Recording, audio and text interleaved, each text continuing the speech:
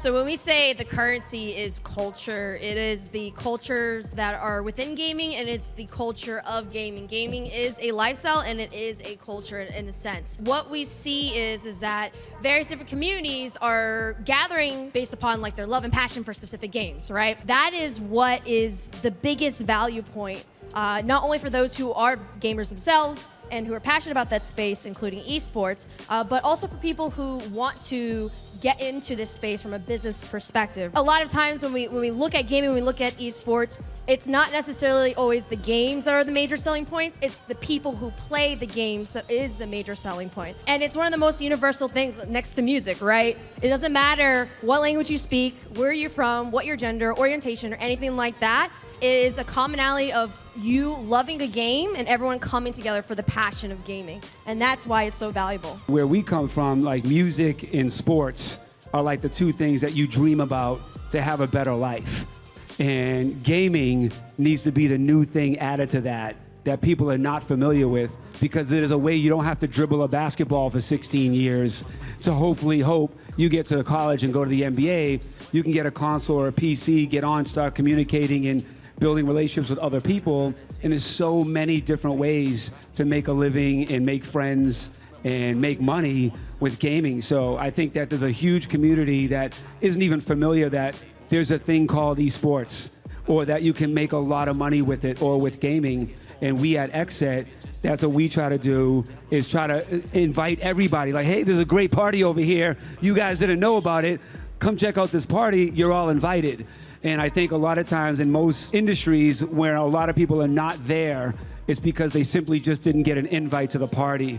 So XSET is the invite to the rest of the world to come to this gaming party. And gaming is the common denominator for so many people to get to understand and know each other. There's so many different communities and so many different races and cultures around the globe, that game that may never get the opportunity or chance to meet or understand somebody else had it not been for gaming. And then when you're gaming with somebody, then you get to know them and you're talking shit to each other. I will see if there's any kids out here, right? And then you like kind of start talking to each other, and then the camaraderie, and then you're like, oh, where you from? Then you start realizing there's other things we have in common that you wouldn't ever realize if you didn't take the time to play game, which was something that you had in common. So it opens the door for you to expand on your friendships, on your network, your world views, understanding other people's perspectives. I mean, I think gaming is so much more of an educational tool than we even give it credit for. You hear parents all the time like, oh, don't waste your time doing gaming. But as I said a few minutes ago, one, it can be a career,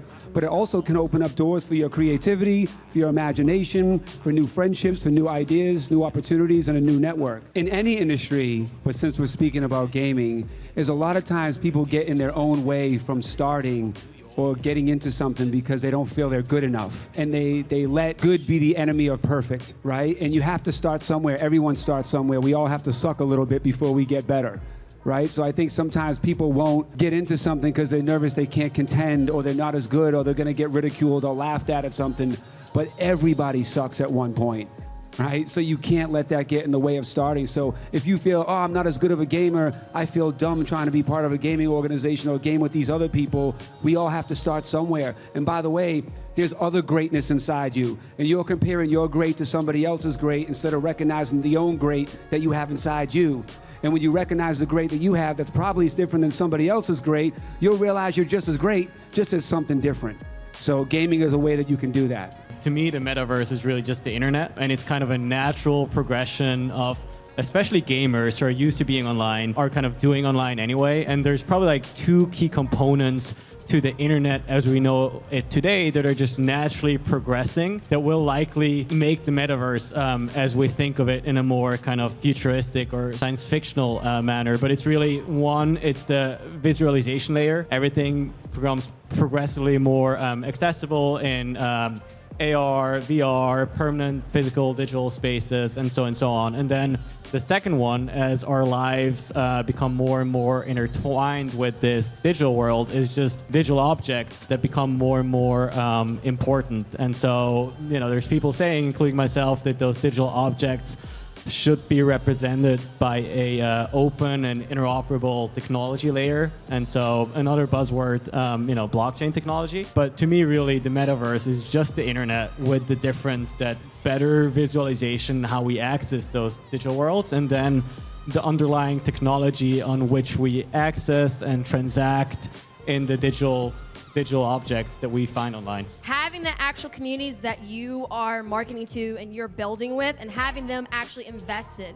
So at XSET, if we're interested in getting more into sports, we have athletes invested. We're in music. We have artists invested. We have various different executives from all different backgrounds. Over 50% of our investors are women and people of color.